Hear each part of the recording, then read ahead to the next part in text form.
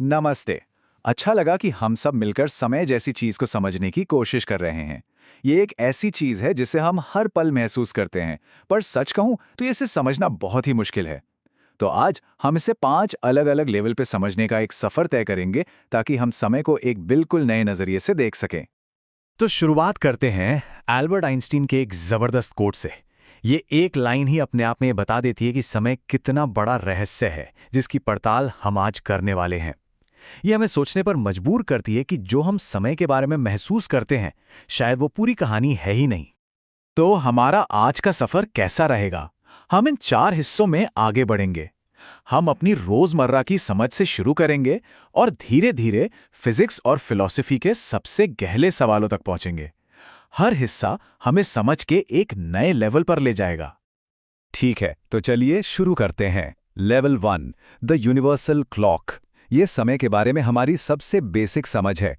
एक single standard घड़ी जो पूरी दुनिया के लिए एक जैसी चलती है। जब हम कहते हैं कि 3 बज गए हैं, तो असल में हम इसी यूनिवर्सल क्लॉक की बात कर रहे होते हैं। अब ये बड़ा मजेदार है। हम सोचते हैं कि टाइम तो बस एक ही होता है ना? पर असल में हमारे ग्लोबल सिस्टम्स कई अलग-अलग सुपर एक्यूरेट एटॉमिक स्टैंडर्ड्स पर चलते हैं। जैसे जीपीएस जिस समय का इस्तेमाल करता है, वो हमारे स्टैंडर्ड यूटीसी टाइम से 18 सेकंड आगे है। ये सारे स्टैंडर्ड्स बहुत सटीक हैं, फिर भी एक दूसरे से थोड़े अलग हैं, जो बताता है कि समय उतना सीधा नहीं है जितना लगता है। और बात यहीं खत्म नहीं होती। हमारा जो सबसे कॉमन टाइम स्टैंडर्ड है यानी यूटीसी, उसे भी एडजस्ट करना पड़ता है। क्यों?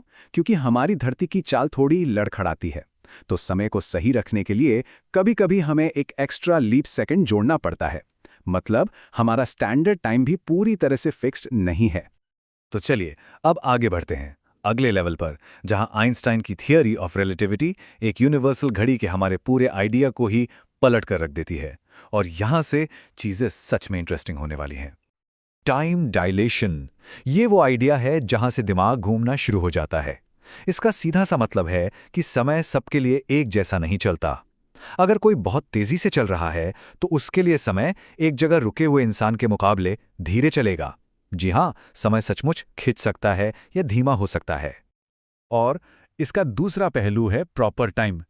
इसे ऐसे समझिए, ये वो टाइम है जो आपकी कलाई पर बंधी घड़ी बता रही है।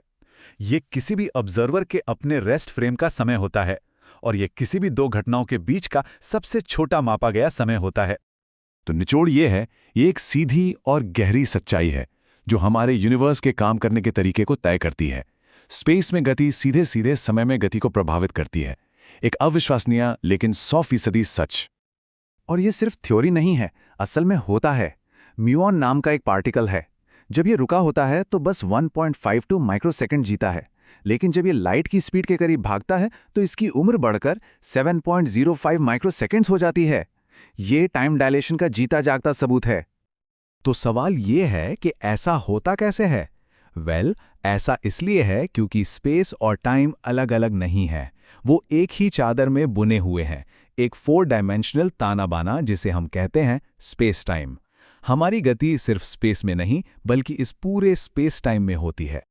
और यही बात हमें हमारी पड़ताल के सबसे दिमाग चकरा देने वाले लेवल पर ले आती है। अगर समय एक डायमेंशन है तो इसका एक बहुत गहरा और अजीब मतलब निकलता है। तो पेश है लेवल 4, द ब्लॉक यूनिवर्स। तो असलियत को देखने के 2 नजरिए हैं।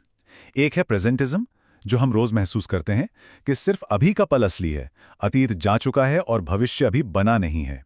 और दूसरा है इटर्नलिज्म, जिसे ब्लॉक यूनिवर्स थ्योरी भी कहते हैं। और ये कहता है कि सब कुछ, अतीत, वर्तमान और भविष्य, सब एक साथ एक बराबर असली हैं। एक चौंकाने वाला विचार है ना? इसे समझने का सबसे अच्छा तरीका एक फिल्म की रील की तरह सोचना है। फिल्म के सारे फ्रेम शुरू से लेकर आखिर तक एक ही साथ मौजूद होते हैं, है ना? लेकिन फिल्म के कैरेक्टर्स तो एक बार में एक ही फ्रेम को जी पाते हैं। उन्हें नहीं पता कि अगले सीन में क्या होने वाला है। इसका मतलब ये हुआ कि हमें जो लगता है कि समय बह रहा है, वो शायद यूनिवर्स की कोई असलियत नहीं है। ये बस हमारी चेतना का एक भ्रम हो सकता है, जो स्पेस टाइम के इस स्थिर ब्लॉक से होकर गुजर रही है। ये एक बहुत ही क्रांतिकारी विचार है। लेकिन इससे पहले कि हम इसे सच मान लें, रुकिए, ये कहानी का अंत नहीं है। ब्लॉक यूनिवर्स थ्योरी एक थ्योरी है, कोई पत्थर की लकीर नहीं। और यहीं से हम आते हैं लेवल 5 पर, समय के अनसुलझे रहस्य। तो सबसे बड़ा सवाल ये उठता है, अगर भविष्य पहले से ही मौजूद है तो वो अतीत से इतना अलग क्यों लगता है? हम अतीत को याद कर सकते हैं, पर भविष्य को क्यों नहीं? हमें हमेशा क्यों लगता है कि समय एक ही दिशा में बह रहा है? ये एक बहुत गहरा सवाल है। और इस थ्योरी के खिलाफ तर्क भी काफी मजबूत हैं। पहली बात तो ये कि ये हमारी फीलिंग से बिल्कुल मेल नहीं खाता कि समय आगे बढ़ रहा है। दूसरा, इससे लगता है कि सब कुछ पहले से तय है, तो फिर हमारी आज़ादी का क्या? और ये क्वांटम मैकेनिक्स से भी टकराता है, जो कहता है कि यूनिवर्स संभावनाओं पर चलता है। तो ये बहस अभी भी जारी है।